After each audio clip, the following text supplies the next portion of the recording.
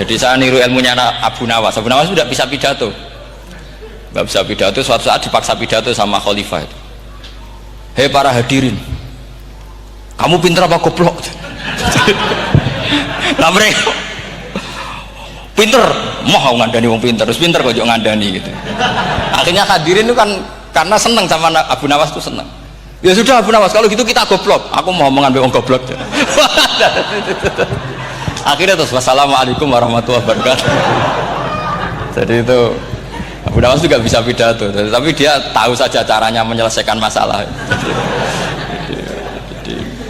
Jadi itu Abu Nawas. Jadi ya orangnya kacau tapi cerdas itu, makanya jadi guyonan.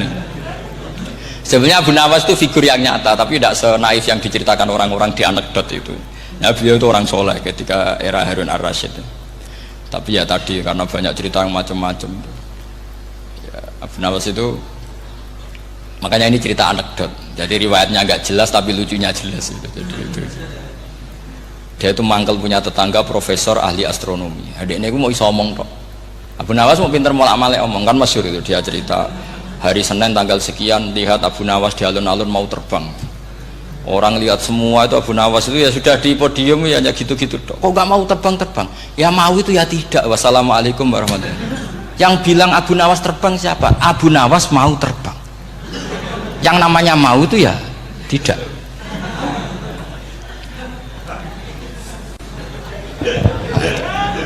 Pernah dia itu lomba sama Harun ar-Rasyid. Siapa paling banyak pengunjung rumahnya di alun-alun? Harun ar-Rasyid bikin khemah, dia bikin khemah. Tentu cerita ini bohong, yakini ini bohong, makanya ini bohong tenang. Makanya ini anekdot, hanya guyonan. Harun ar-Rasyid karena dia raja itu ada apel, ada makanan macam-macam. Ya tentu pengunjungnya banyak. Batas akhir itu penilaian jam 12 malam. Abu Nawas tenang, satu pun nggak ada pengunjung, nggak ada makanan, nggak ada apa. Pas jam 12 rumahnya dia, kemahnya dibakar. Orang ke dia semua. Tit menang dia karena jumlahnya. Bahkan Harun ar-Rasyid itu datang ke kemahnya dia. Karena lombanya kan pengumpulan massa terbanyak tit jam 12. Harun ar-Rasyid pikirannya santri ya guys, sugoi jajan mesti teko, pikirannya gitu. Abu Nawas pikirannya beda, jenenge ana kebakaran pasti datang. Wis dihitung biaya khemah sama hadiahnya banyak hadiahnya. Yang ahli falak ini punya ilmu yang rasional, yang pinter sekali. Dia ilmuwan bahwa bumi itu bulat-bulat. Nah saya lagi tren meyakini bumi flat itu ya kacau nih. Mau gara-gara penjelasan sing sepihak. Ini gua nganggur. Lah wong ilmuwan kok sentimennya perkara wedi duit. Enggak boleh ilmuwan menyebut sentimen apa? Uang. Akhir bumi itu bulat-bulat. Jadi kalau Anda jalan ke timur terus nanti ke titik yang sama.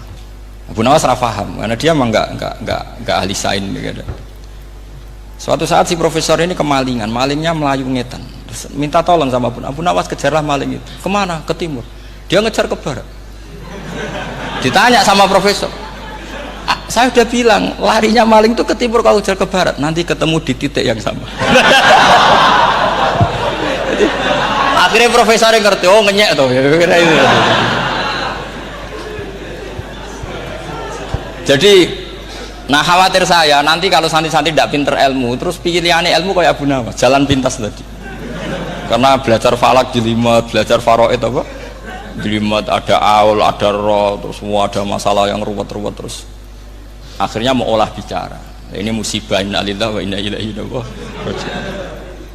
Itu tidak boleh. Quran tidak mengajarkan itu. Quran tetap mengajarkan ilmu meskipun ada nilai seninya. Ya tadi nilai seni tadi misalnya Allah mencontohkan dorobawu masalah rojulan fihi syuraka. Terus kedua uniknya Quran itu begini, setelah dipikir itu nyata-nyata lebih detail. Misalnya begini, ketika Allah mencontohkan ba'udah itu nyamuk, itu orang-orang kafir itu bilang gini, ya Muhammad, Tuhan Anda kehilangan stok ilmiah sehingga contoh itu enggak yang dahsyat tapi sekedar nyamuk. Wong nyamuk kok digawe contoh. Ya contoh itu dinosaurus, tak jerapah, tak apalah yang keren itu. Mosok contoh apa? Nyamuk. Terus Allah menjelaskan innallaha la yastahi ayyadriban apa? Matsalam ma. Contoh apa saja? Apa saja itu ditafsiri ba'udatan fama fauqaha, entah itu nyamuk fama fauqaha atau yang di atasnya nyamuk, maksudnya di atasnya itu fil killah atau fisighor, atau yang di atas nyamuk yang lebih kecil ketimbang nyamuk.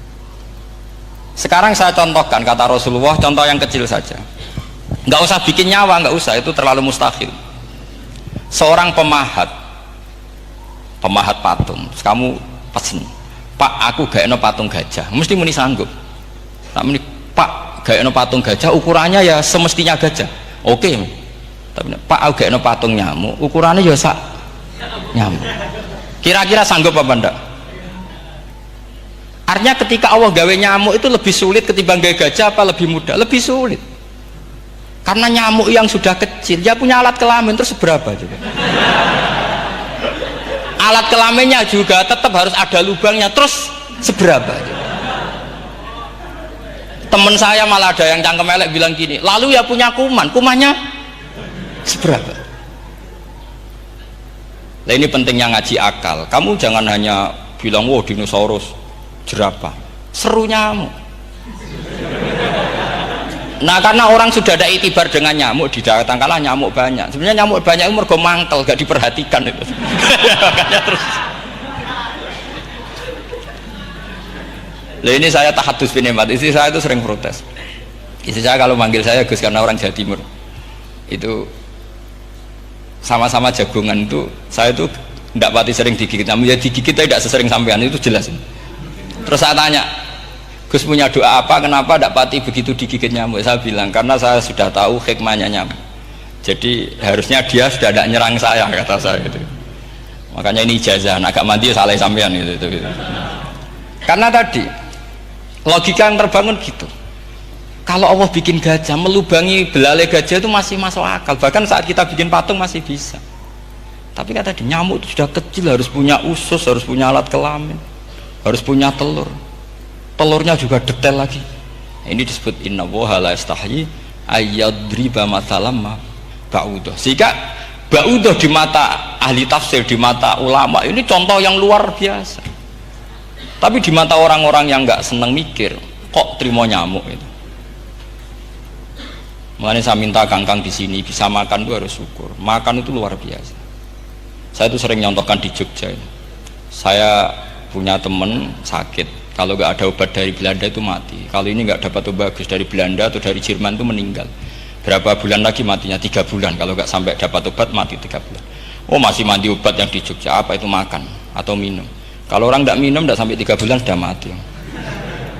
Boy orang itu mikir seperti itu. Tapi kita ini kalau obat dari Jerman, dari Belanda itu hebat. Kalau enggak kita mati sebulan lagi, 3 bulan lagi. Allah bikin obat pada kita tiap hari, yaitu kita bisa makan bisa minum. Itu kalau sekali nggak makan 5 hari bisa mati sama. Tapi kita karena ngakan tuh hal yang biasa, nak duit iso utang terus dianggap biasa. Ini kalau ulama masalah besar. Punya otak seburuk itu tuh masalah besar bagi ulama. Sehingga Allah tidak malu ketika ngendikan kulu wasrobu, tidak malu karena makan ini urgen, sangat penting. Dan Allah tidak malu meskipun Quran itu temanya kelas tinggi, biasa Allah mengatakan jong koweku kulu min thayyibati marusang nakum, kamu makanlah. Karena minum obat itu kebutuhan kita ketika sakit. Tapi kalau makan adalah kebutuhan kita sihatan wasukman, saat sakit maupun saat sehat. Nah, kalau Anda dengan kualitas ini, ketika Allah membicarakan makanan itu Anda akan respect sama Allah karena memang ini urgen betul. Tapi kalau Anda cara berpikir gini, hanya cari goro ibal ilmu yang aneh, yang seru, kamu baca ayat itu akan menjadi biasa-biasa saja. Dan itu masalah bagi mahabbah Anda pada Al-Quranul Karim. Ya saya kira demikian. Terus mengke saya pikir tidak etis ya, kan ini Jumat nanti sing biasa itikaf nanti terganggu, nanti saya dianggap problem.